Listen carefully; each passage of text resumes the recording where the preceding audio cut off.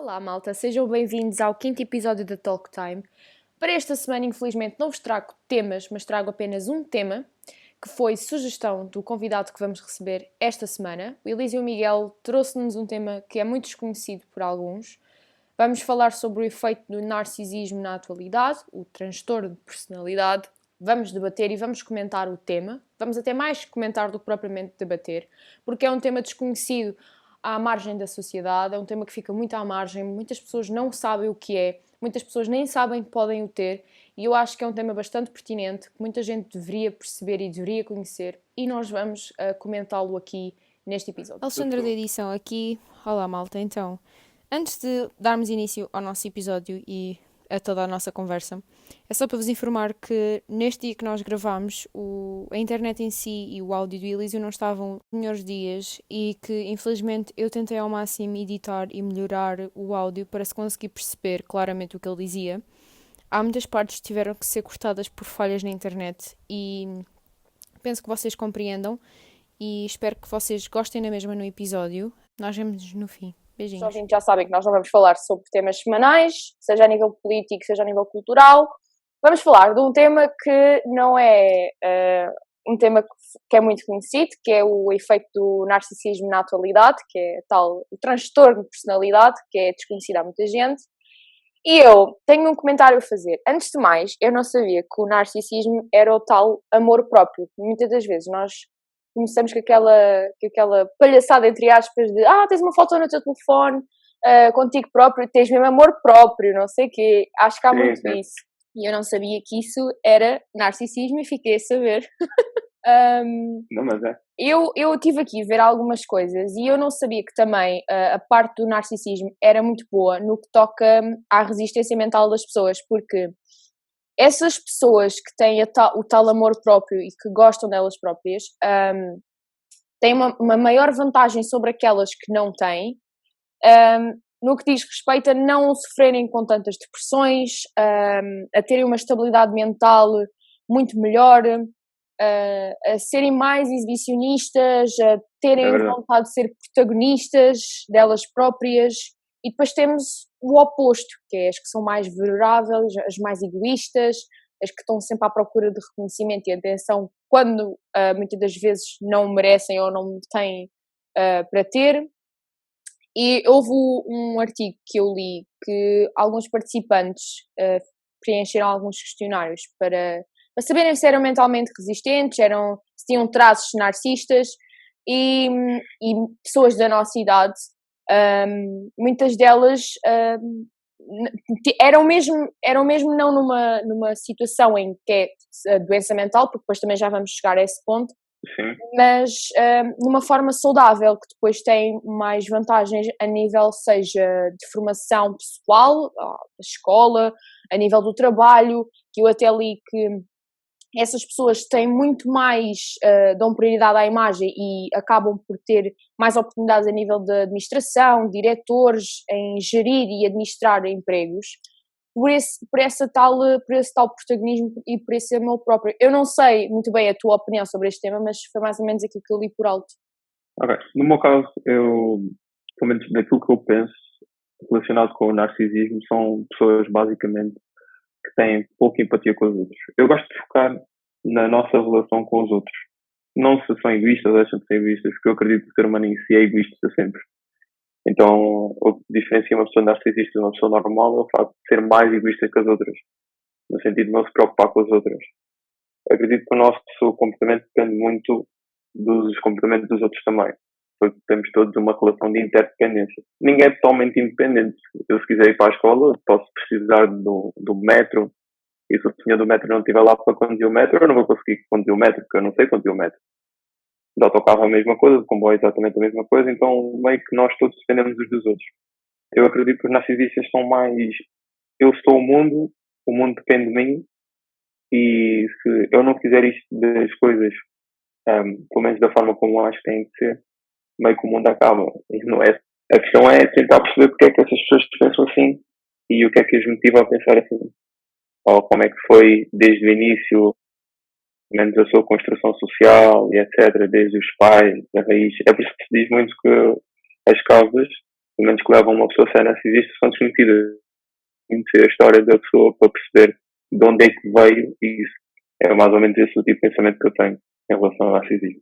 Eu, para ser sincera, eu nunca pensei sequer sobre o assunto e não estava mesmo dentro dele, não tinha mesmo sequer conhecimento e nem sabia que podia ser uma coisa boa como também podia ser uma coisa má no que diz respeito a ser uma própria doença, porque isso também é um dos pontos, porque depois vem a parte, será mesmo amor próprio ou será mesmo uma perturbação ou um transtorno da própria personalidade da pessoa, porque depois há aqui, novamente aquilo que estavas a dizer, há aqui aquela parte de todos nós somos egoístas, de uma maneira ou de outra, todos nós dependemos uns dos outros, além de nós sabemos que a parte do narcisismo é a pessoa pôr-se lá no topo, independentemente dela saber e ter consciência de que depende de outros, ela continua a achar que ela é que, novamente aquilo que tu estavas a referir, que ela é que não depende dos outros, mas que os outros dependem dela. Normalmente isso acontece porque essas pessoas têm egos frágeis, não é? E estão a tentar literalmente encher um buraco com algodão. Então, o que acontece? Mesmo que elas metam lá o pé, elas vão cair. Então, isso não é algo sólido, não é um comportamento bom, pelo menos em termos de resultado final. Eu tenho que sempre definir as pessoas pelo seu comportamento e não pela sua etnia ou o que fazem. Geralmente o comportamento é que define as leis. Se a pessoa comporta-se mal, pronto, ela tem uma sanção por causa disso. Nós somos basicamente limitados para aquilo que é as contraordenações. Não porque eu sou assim ou deixo de ser assim. São as contraordenações. Tens um comportamento mau, pronto, se roubas, vais preso. É básico. Não é se eu sou assim, vou preso. Não, se roubas, vais preso. Agora depende da interpretação do que é o roubar. Sim, é assim, roubar é roubar. Não cumprires o teu dever enquanto cidadão é não cumprires. E depois aqui também se põe muito a questão de essas pessoas também acabam por ser um bocado solitárias, depois, assim, eu acho que acabam por ser solitárias, porque se tu fores a ver, como é que tu consegues estar com uma pessoa que está sempre constantemente a colocar-se lá no topo? Tu acabas também por te sentir, se tu fores a ver, não há um meio termo numa relação de amizade ou o que seja, porque depois tu acabas por te sentires inferior à outra pessoa, porque a outra pessoa está sempre a sobrevalorizar sobre ti, e tu acabas por não ter uma relação saudável, pelo menos eu acho que não é uma tarefa fácil manter ou conviver com uma pessoa que tem assim um nível patológico de narcisismo assim na sua cabeça completamente embutido e depois acaba por haver uma distância entre estas pessoas que se dão. Não é a distância a nível, sei lá, física, como distanciamento social, mas uma distância a nível de, ok, eu se calhar já não lhe vou contar tantas coisas, ou se calhar já não vou comentar tantas coisas com aquela pessoa, porque aquela pessoa acha sempre que tem razão, acha sempre que ela é que sabe tudo. Passando à parte mais neste caso, da saúde em si, os traços de personalidade que estas pessoas têm acabam por virar doenças, porque se nós formos a ver... este tema em si é uma doença porque a tal confiança que nós lhe chamamos é tudo uma máscara, digamos assim. É tudo um filtro que a pessoa tem. Eu, para ser sincera, de tudo o que eu já li, eu acho que, além de ser considerado uma doença, muitas das vezes há pessoas que são eu posso ser e não sei que sou. Até acho que há um teste entre aspas, que podes fazer online, que é com uma série de perguntas, e que tu podes responder em escolha múltipla e perceber se tens traços ou não. Acho bastante interessante para todos nós ficarmos a saber um bocadinho mais de nós, porque nós achamos sempre que sabemos tudo sobre nós e na volta não é bem assim. Não, mas é verdade. Antigamente os chineses diziam muito isso e eles ganhavam muitas guerras por causa disso, que é tentar perceberem-se a si próprios e depois perceberem as outras partes para depois então conseguirem sempre saber minimamente como agir. Eu sou uma pessoa que, se eu não souber exatamente como é que eu acho perante uma situação de raiva ou de ódio, eu vou agir de forma, assim, meio intolerante, porque eu não vou perceber. E depois, quando for por mim e for a ver, se calhar não devia ter agido daquela forma. Podia ter agido de uma forma diferente. Sim, mas repara, isso também tem a ver com um bocado com o caráter de cada pessoa, a personalidade, a maneira como tu cresceste, os valores que te foram incutidos desde criança. E isso também acaba por desenvolver certos traços. Por exemplo, não só pode desenvolver traços, por exemplo, de ansiedade, pode desenvolver outros traços de depressão, que tu nem sabes que os podes ter. Isto são doenças que são complicadas de entender, porque para quem não está dentro do mundo da psicologia, quem não está no mundo das neurociências, é muito complicado perceber como é que, te imagina, tu podes ter uma educação e podes ter uns ideais que te foram passados desde pequeno de forma bastante razoável, bastante ideológico no que toca a tudo. Eu não sei se concordas, mas é a minha opinião e tendo em conta aquilo que eu já li, eu acho que é mais ou menos isso. Não, mas há aí certos pontos interessantes, por exemplo, na questão de como a sociedade olha para nós. E não como... Porque se a gente rebobinar e mudar um pouco aqui a questão, como é que a gente olha para a sociedade, aí já dá para responder mais coisas. Porque a forma como eu olho para alguém vai definir exatamente aquilo que eu penso. Porque se a gente vir desse ponto de vista, percebemos que se eu tiver um comportamento de raiva e se eu pensar assim, se eu, por exemplo, der um soco naquela pessoa e eu já estou à espera que a pessoa me dê um soco, se a pessoa não me der um soco, eu vou ficar meio que ele quebrou com as minhas expectativas. Então, quem é esta pessoa? Vou me sentir desprotegido. Se a gente for pensar num ato mais transitório, desde a época pré-história, etc., percebemos que o nosso cérebro meio que não evoluiu assim tanto quanto deveria e hoje em dia as pessoas meio que estão a limitá-lo a essa evolução. Porque nós fomos evoluindo com o seu tempo e há pessoas que evoluem porque não querem saber daquilo que os outros pensam e outros que não evoluem porque estão presos naquele paradigma que é eu sou assim, vou ficar assim, é o transtorno de Gabriela também. Eu nasci assim, eu cresci assim e pronto, e etc. É permitirem-se, pelo menos, conhecer coisas novas, sem dizer, eu percebo-te, mas eu não quero entender.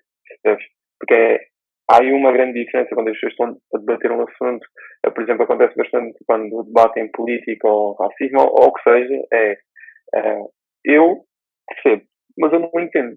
Eu, como não quero entender, é um bocado assim. aquilo de eu respeito a tua opinião, mas eu não a aceito. É um bocado por aí. E eu também concordo e compreendo. E assim, agora que tu estavas a falar sobre a parte da sociedade, eu não sei se tu chegaste a ver um programa que agora começou na SIC, o 1525, que mostra pessoas da nossa idade a debater assuntos, seja a nível cultural, seja a nível político, de educação, o que seja. E mostra muito o facto, e eu ainda esta semana, num direct que fiz penso que foi na terça-feira, ou que foi com a Daniela, que nós falámos sobre isso, ou na quinta-feira, e que eu disse que a sociedade tem falta de confiança na nova geração, a nível de opiniões. Acha sempre que nós perdemos o interesse em saber mais, e muitas das vezes não é bem assim. Eu falo por mim, eu quero sempre saber mais, quero explorar novos temas. Eu sei que nunca ninguém vai saber tudo, mas só ter o interesse e ter aquele bichinho de conhecer, seja o que for. A economia não contem comigo, porque matemática não, porque eu sou péssima. Por alguma razão estou num curso de comunicação, mas é questão de termos interesse em saber, mesmo que não seja na nossa zona de conforto. Novamente, isto é um tema que não é da minha zona de conforto, e que eu disse assim, ok, é um tema interessante, e também comentei com alguns colegas meus, assim, esse tema deve ser muito fixe, não sei o que, não sei o que mais. Acho que é bastante interessante as pessoas compreenderem e perceberem que nós podemos estar a conviver com uma pessoa que tem uma opinião bastante importante e bastante cultivada, que nos pode dar a aprender ou nos pode dar a conhecer alguma coisa nova e que nos possa ser muito útil. Então, muitas das vezes, quando a gente entra num modo de eu quero, e eu continuo a querer, a gente nem tanto deixa de tentar perceber o que é que a outra pessoa quer também. A sociedade hoje em dia, os jovens de hoje em dia não querem aprender mais. É porque eles entendem que nós estamos sempre a querer aprender para nós e não para todos. Que hoje em dia é estranho, porque a gente fala muito no eu. Porque eu quero aprender, porque eu é que tenho razão, porque eu é que acho que assim é que tem que ser, porque eu acho que tu deves vestir aquilo, porque eu acho aquilo e etc. Sim. As opiniões só são opiniões, são formas de pensar. É uma ideia. Falta muito a cena de eu tenho esta opinião, tu tens essa opinião, eu respeito-a, não a aceito, e também deve haver o respeito do outro. É isso que basicamente estás a dizer, é tu teres uma opinião, estás constantemente a debater na tua opinião e na tua razão, e não dás oportunidade ao outro sequer de ouvir e de compreenderes também o lado. Porque geralmente quando tu olhas para ti, tens só a tendência a olhar para ti. E as pessoas não gostam de pessoas que só olham para si próprias. Sim, mas o olhar para si, o olhar para mim, também pode ser aprendido e pode ser ensinado e manipulado de forma que a pessoa também... Mas depois aqui entra muito a questão psicológica que é, se uma pessoa que tem esses traços e que só olha para ela, será que ela tem vontade de mudar e querer olhar para a outra pessoa ou só se manter no pensamento dela mesma? Porque depois há muito isso, porque, por exemplo, eu posso ter o tal amor próprio, que é a chamada autoestima, como nós lhe podemos dizer, Exatamente. e ter o interesse de saber a opinião da outra pessoa e saber a visão da outra pessoa e querer saber e querer mudar. Outra coisa é eu achar que eu é que tenho razão, que só tenho razão, que só tenho razão, e estar-me a marimbar para a opinião da outra pessoa, ouvir por ouvir e seguir a minha vida e se for preciso não retiro nada daí, percebes? Sim, mas é o que é o normal. Geralmente essas pessoas são pessoas que têm tendência para desprezar. O nosso cérebro tem, pronto, desde que ele é primitivo, ele basicamente foi acumulando características pessoais de forma a poder identificar alguns comportamentos. Ou seja, 80% de nós é o nosso corpo que fala, então ele basicamente já sabe. A pessoa quando age desta forma, ela tem tendência a fazer isto. E agora que falas nisso, eu lembrei-me de uma coisa, por exemplo, puxando um bocado aquilo há bocado que eu estava a falar e de as pessoas que têm estes traços terem mais capacidade de liderar e gerir e tudo mais, tu vês muito isso nos trabalhos de hoje em dia. Pessoas, por exemplo, da nossa idade que estão, por exemplo, a gerir uma loja de, sei lá, retail, o que seja, e que de repente tu tens um funcionário que é 20 anos mais velha do que essa pessoa, ou 10 anos mais velha do que essa pessoa, a quem está a mandar, imagina uma pessoa de 20 anos que está a mandar e temos outra pessoa de 40 ou 30, é capaz de ter o egoísmo ao ponto de tratá-la e achar que ela que é superior e que ela que é a melhor e que sabe tudo, quando esquece que ela nasceu depois dessa mesma pessoa e que essa pessoa já passou por tanta coisa. E não devia ser assim. Hoje em dia nós, enquanto jovens, não só enquanto nova geração, devíamos dar, neste caso, mais importância às oportunidades que nos são dadas, seja a nível do trabalho, seja o que for. Nós devemos dar mais importância, devemos ter respeito pelo outro. E tu, muitas das vezes, e eu não sei se vens vindo a observar isso, muitos nos trabalhos hoje em dia tu tens cada vez chefes de loja ou, sei lá, whatever, mais pessoas, pronto, tens pessoas muito novas a mandar e a gerir numa empresa ou a gerir numa loja e que depois não têm a humildade quando há um problema, falar com o funcionário ou falar com quem tem esse problema de forma humilde e perceber o que é que se passou. Não fazes nada de jeito, não sei o quê, não sei o que mais, e grita, e é mal educado e não há o respeito. E vem daí, se calhar essa pessoa também tem esse traço narcisista, percebes? Tem essa, não só dureza mental, que é bom, mas ao mesmo tempo tem confiança demasiada, ali muito acima. Falta de empatia. Pois, é a tal falta de empatia. Eu, para ser sincera, não sei se eles fazem alguns tratamentos ou não sei o quê para mudarem. Mas também não sei se alguém quer mudar. Existe uma terapia para isso. Realmente existe, mas só que o problema está em a pessoa aceitar que ela é assim. Pois, então, é isso que eu ia dizer. Eu nem sei se a própria pessoa se quer mudar. Gosta de se manter. Geralmente não, porque essas pessoas têm um ego frágil, então meio que isso destrói o ego delas, aceitarem que elas têm um problema. Geralmente são pessoas muito perfeccionistas, então elas não querem aceitar que têm um problema. Acham sempre que é aquela, novamente, o sabe tudo, eu sou melhor que os outros e como eu sei tudo e sou melhor que os outros, eu não tenho um problema, eu não sou o defeito da sociedade, eu sou quem sou e pronto, ninguém me obriga a, sei lá, a tratar-me ou o que seja, percebes? Eu pessoalmente eu acho que não tenho traços, mas eu até posso fazer um teste narcisista para saber, não sei. Não, é fácil de identificar. Por acaso, é mesmo fácil de identificar. Porque geralmente essas pessoas tendem a agir ao extremo quando são minimamente provocadas ou tocadas no seu ponto fraco. Sim, mas há pessoas que não precisam de chegar ao extremo. Tu podes ser uma pessoa que tem esses traços e não precisas de agir de forma extrema. Podes agir de forma... O teu falar com as pessoas, a tua maneira de agir com outros, de certa forma pode ter alguns traços e tu nem dás por isso. Mas imagina, tu vais conhecendo as pessoas, certo? A partir do momento que vais conhecendo as pessoas vão se comportando da forma como elas, pelo menos, agem no cotidiano. E tu vais começar a ver alguns traços, relativamente ao seu comportamento, como é que agem perante esta situação X, esta situação Y, etc. Geralmente essas pessoas tendem a aparecer mais em atos de stress, ou seja, quando tu estás em stress não tens total controle sobre o teu consciente. Então o teu consciente aí vai começar a trabalhar. E é nesses momentos que tu tens de começar a analisar essas pessoas como é que essas pessoas comportam-se perante a pressão. Então, aqui a diferenciação está a pessoa com pressão e a pessoa sem pressão. Porque a pessoa sem pressão pode estar a manipular. Uma pessoa com pressão, ela simplesmente não consegue agir por si só. Ela vai ter que encontrar uma espécie de paz interior, não é? Para que consiga, então, ter maior controle.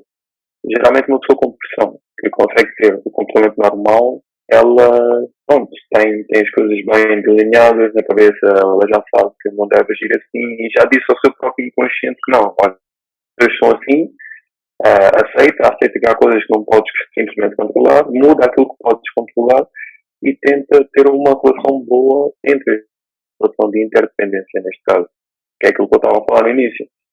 Nós dependemos das outras pessoas. Meio que, a partir do momento que eu olho para uma coisa que não é a realidade, mesmo quando for a realidade da ação e etc., eu estou a sair do espectro normal da vida. E o teu cérebro está a dizer, eu sou primitivo. Tu estás literalmente neste ponto. E isso é a realidade. E tu insistes a querer mostrar para o cérebro que isso não é a realidade. Então começa a existir uma espécie de incompatibilidade entre ti e ti próprio.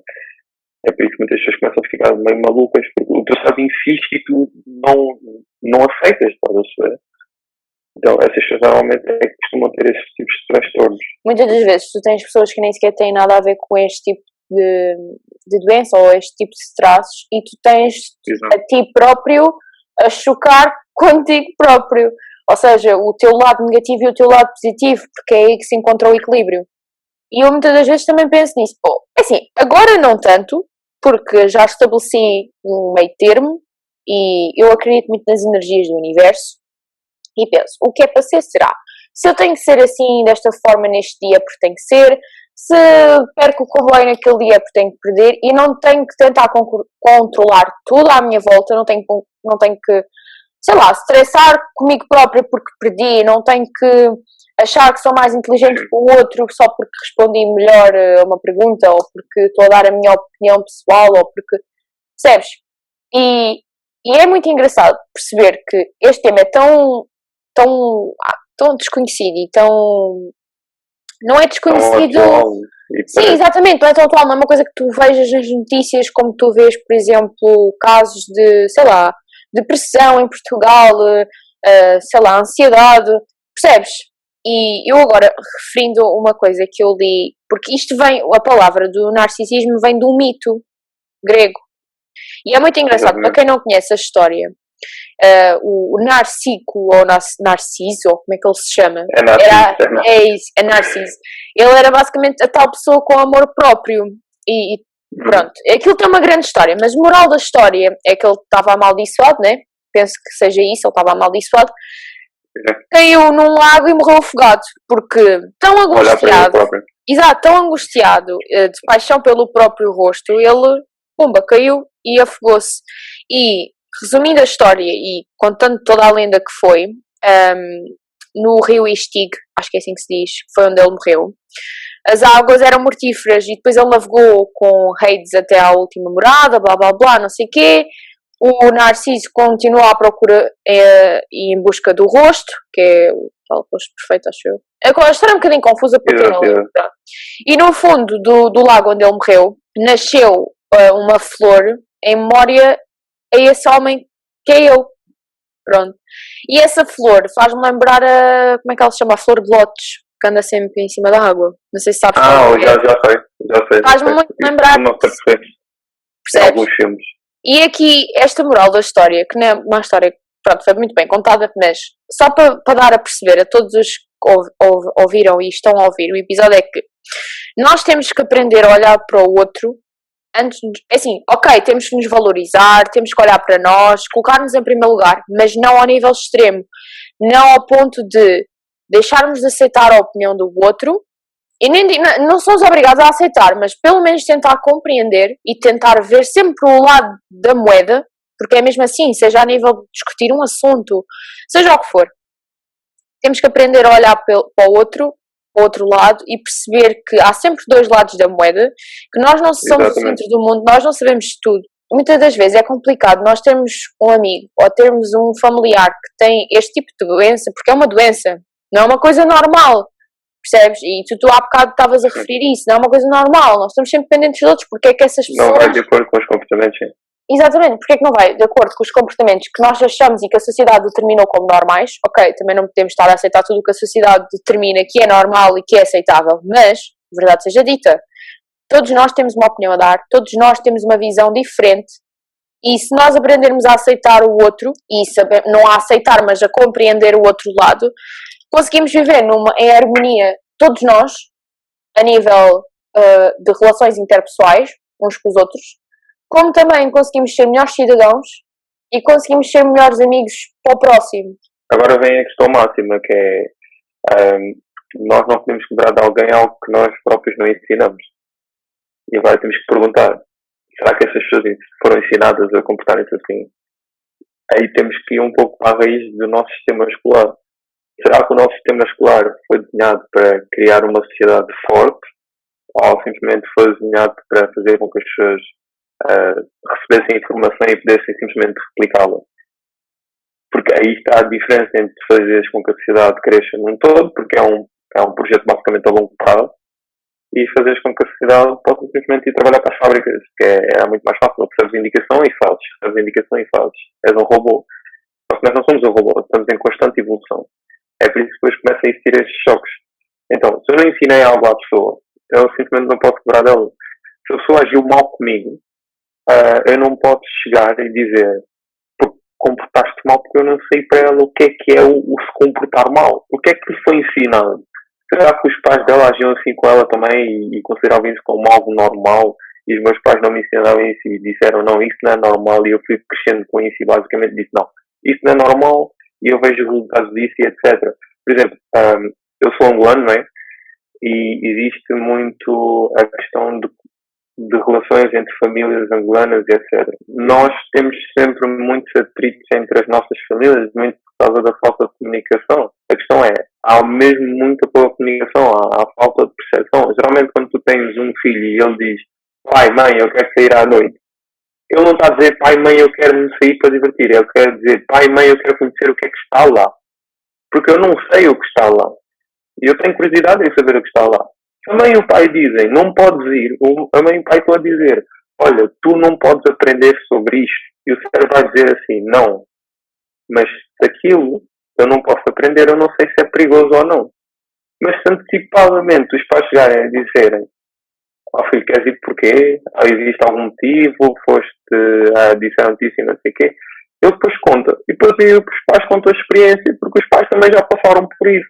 Mas vamos a ver hoje em dia, os pais não são capazes de partilhar a experiência de nada e querem que os filhos cheguem e partilhem as experiências deles e etc. E depois aí não existe comportamento nem inter-relação pessoal entre a própria família e a família acaba por ser destruída e ficam a dar aquela faceta de família feliz, sabendo que a família não está feliz nada. Dá para ver, eu estudei psicologia, ok, fiz, mas é uma questão de senso comum, vai para além do ver. Isto está errado ou isto está certo. Geralmente tu consegues sentir quando algo está errado. Ou consegues sentir quando algo está certo. Quando estás a ir pelo caminho certo ou quando estás a ir pelo caminho errado. E geralmente a pessoa tem minimamente aquelas pistas no caminho que lhe diz epá, se calhar não devias fazer isso. Existe sempre alguém que aparece e diz. E eu digo sempre, isto vai parecer meio contraditório, mas das melhores pessoas que existem são literalmente aquelas pessoas que te solicitam para entrar no tráfego. Porque elas fazem o seguinte, antes de tu entrar, elas perguntam sempre, tens a certeza que queres entrar? Nunca te obrigam a entrar. Elas perguntam sempre, queres entrar sim ou não? Aí tu tens que ponderar o que é que vai ser o resultado final disso, o que é que vai acontecer posterior, ou quais são os relacionamentos que eu vou ter com as pessoas, e etc. Mas as pessoas não pensam nisso, pensam só, pelo menos no resultado final, em termos monetário. Ok, então é o que o dinheiro pode me trazer, mas não aquilo que vai afetar na minha vida. E só depois de entrarem é que percebem que realmente teve uma afetação total na vida delas. E depois começam a perceber, se calhar não devia ter estado aqui. Mas ninguém me disse nada. Não é bem assim. Tu recebeste os sinais para não estar ali. Sim, eu compreendo aquilo que estás a dizer. E isso também vai muito encontrar aquilo que eu disse há bocado. Não sei se também está a parecer muito contraditório aquilo que eu vou dizer novamente, mas eu acredito muito que as coisas não aconteçam por acaso. E eu sinto que há sempre um motivo para as coisas acontecerem daquela forma. e nós acabamos sempre por retirar alguma coisa daquilo. E novamente, eu posso referir, a cena do Covid foi uma cena muito má que veio, mas também teve situações boas. Pode ter sido má para algumas pessoas, mas também trouxe coisas boas. Por exemplo, o planeta ter recuperado o buraco na atmosfera que tinha, começou ligeiramente a diminuir. Por exemplo, aqui em casa, o pessoal mudou a alimentação, outros que nunca tinham praticado desporto na vida, pessoas começaram a praticar quando a pandemia chegou. Percebes? Há coisas que, por mais... Novamente, há sempre um outro lado da moeda. E isto aqui, no que toca à parte do tema que foi debatido e de tudo aquilo que também estavas a dizer, que os pais estão sempre à espera que os filhos tomem uma determinada atitude, quando eles próprios não lhes passaram os valores para que ele tome essa determinada atitude, vem muito em contra isso. Não podemos esperar que nós, enquanto nova geração, ou, sei lá, os nossos avós, tenham determinadas, ou que vão de encontro às nossas expectativas e que tenham determinadas atitudes, seja os nossos pais, seja quem for. Se nós também, também não podemos criticar, porque também não somos ninguém, entre aspas, né? Para dizer, tu tens de fazer assim, e põe-se muito essa questão, estas pessoas que têm estes traços patológicos, têm muito isso, ok, eu não sou ninguém, mas eu acho que sou, no fundo sabem que não são, mas...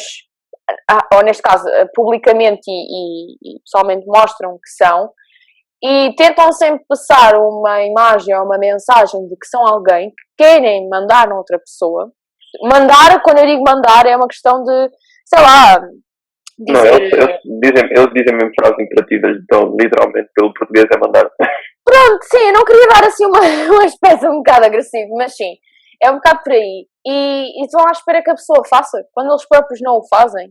E isso também vem de encontrar o que estavas a dizer. Se os pais não ensinam, se os pais não fazem, como é que esperam que o filho também faça igual? Ou, sei lá, os pais andaram a tomar o caminho errado, como é que esperam que o filho vá tomar o caminho bom? Exatamente. Exatamente. E isso vem tudo de encontro à parte da personalidade, vem tudo das atitudes, vem como a sociedade é vista, como nós somos vistos enquanto estudantes e como nova geração em que tem uma opinião a dar. Todos nós vivemos sempre um bocadinho à margem do errado e do certo. Todos nós não conseguimos. Isso é normal. Sim, porque, por exemplo, isto é a mesma coisa de que eu achar que, por exemplo, usar máscara na rua é só estúpido e há pessoas que acham que é completamente fixe e que é assim que eu vou prevenir e, percebes? Eu também sinto-me um bocado mal viver à margem da sociedade, porque é isto, tu acabas por te sentir mal e acabas por tomar atitudes mas é que é mesmo, atitudes e coisas parvas só para não te sentires à parte. Mas isso é o normal. O nosso ser primitivo está programado para fazer isso. A questão é, temos que perceber até que ponto é que ele está programado a fazer isso e começar a delinear comportamentos. Se eu percebo que há uma pessoa que ela tem um comportamento X e que ela simplesmente quer manter esse comportamento X, a única coisa que eu posso fazer é chegar e perguntar porquê é que pensas assim? É a única coisa. Eu não posso chegar e dizer tu deves pensar assim, ou etc, porque ela vai entrar... Sim, ou eu é que tenho razão, ou tu achas que tu não tens razão. E... Nos Estados Unidos fala-se bastante. A tristeza é que aqui nos Estados Unidos... Pois, é que aqui Portugal tem sempre a mania de bater sempre na mesma tecla nos mesmos assuntos e não explorar. É porque ainda não estão resolvidos. Por exemplo, nós estamos muito isso, que é a questão da depressão tem muito a ver quando estás preso ao passado e a ansiedade tem a ver quando estás preso ao futuro. Ou seja, essas pessoas têm tendência a não viver o presente, não querem saber porque elas acham que tudo o que foi o resultado para trás influenciou bastante o presente delas. E não é mentira, nós somos basicamente o resultado das nossas ações passadas. Então, o que é que acontece? Essas pessoas têm tendência a intensificar porque não sabem exatamente o que fazer em relação a um problema. A partir do momento que tu chegas para essa criança e tu dizes não te preocupes, ela já vai começar a olhar para os problemas de uma forma diferente. Porque há uma diferença gigante entre dar a tua opinião, que é uma ideia, e chegares e julgar. Porque é totalmente a forma como tu vais dizer aquilo. A forma como vais colocar a tua frase. Por exemplo, hoje em dia, e eu digo muito por mim... No tom e não só, porque depois também tens aquela confusão toda de falarem e discutirem assuntos por mensagens, que logo aí também já é má interpretação. Essa também é outra. Pronto, então já sei mais ou menos porque é que eu sou meio preguiçoso a responder mensagens. Não dá, tu não sentes as pessoas. Então tu também pensas que as pessoas não estão a pensar da forma como tu pensas, estás a saber? Então não vai dar aí algum match. Então eu aí tenho que ser meio que exímio. E nós, por acaso, aprendemos muito isso na questão de escrever e-mails, saber como escrever e-mails, porque é a intenção que tu queres enviar para a pessoa. Normalmente, quando tu escreves e-mails, é necessário conhecer a outra pessoa para escrever o e-mail único, exclusivamente a pensar naquela pessoa. Há um provérbio muito bom dos chineses que era se tu queres por cima, mete por baixo. Porque a nascente começa na montanha, mas quem tem a maior quantidade de água é o oceano. E a nascente está lá em cima, e o oceano está cá em baixo. Logo, tu não precisas automaticamente estar em primeiro lugar sempre. Só precisas ter maior quantidade. E ter maior quantidade simboliza, às vezes, ter maior controle e etc. É por isso que tu vês, se calhar, gerentes de empresas que parecem mais o dono da empresa do que o próprio dono da empresa. Então, quando chega nesse sentido, a pessoa consegue tomar melhores decisões porque ela não está a pensar num todo. E a diferença está em pensar só em ti e pensar num todo. Estás a ver? E hoje em dia, eu digo, muitas empresas estão a ser mal geridas porque, primeiro, estão a pensar no curto prazo. Segundo, estão a pensar nelas próprias. E terceiro, não estão a pensar como um todo. Tenho a minha startup, neste caso, e eu faço as minhas coisas, não dependo dos outros. Agora, se eu quiser dar a conhecer, é uma coisa totalmente diferente. E caso as pessoas precisem de ajuda nesse sentido, tenham mesmo que pedir ajuda. Então, não faz mal nenhum pedir ajuda e chegar e dizer ok, eu preciso disto, eu preciso de ajuda, então ajudem-me, por favor. As pessoas tipo, não têm o direito de usar com ninguém só porque outra pessoa tipo, pede ajuda. Em tudo, seja a nível de transtorno de personalidade, seja a nível de depressão, há pessoas que têm vergonha, não sabem como é que há de pedir ajuda. Conversem com um amigo, conversem com alguém e digam, acho que alguma coisa de errado comigo, não sei o que é que se passa, não sei. E peçam ajuda, peçam, sei lá, conselhos, mesmo que até o vosso amigo não consiga ajudar, ele pode pedir ajuda para vocês, mesmo que vocês não tenham, até não saibam como é que há de pedi-la. Isto foi o episódio de hoje. Para quem ouviu o episódio todo, se quiserem seguir o Elísio, podem seguir. Ele está identificado no post do podcast. Podem lá seguir o Instagram dele. Eu não sei se ele vai aceitar, mas isso é com ele. Não tem nada a ver com isso. Isso é comigo. Além do mais, notas de rodapé para esta semana. Esta semana, além da Talk Time, vamos ter o primeiro episódio da nova rubrica. E pronto, é isto. Já sabem de seguir as redes sociais do podcast. Podem seguir o Elísio se quiserem. Depois ele se aceitar é com ele.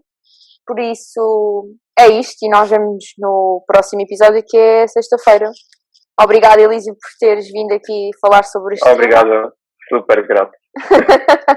E esperamos que venhas aqui outro dia falar sobre um tema fora da zona de conforto ou até na tua área, quem sabe, porque eu não me importava. Foi fora da minha zona de conforto, apesar de eu saber de psicologia, ok, não sei, eu sei psicologia de mercado financeiro. Sim, eu percebo.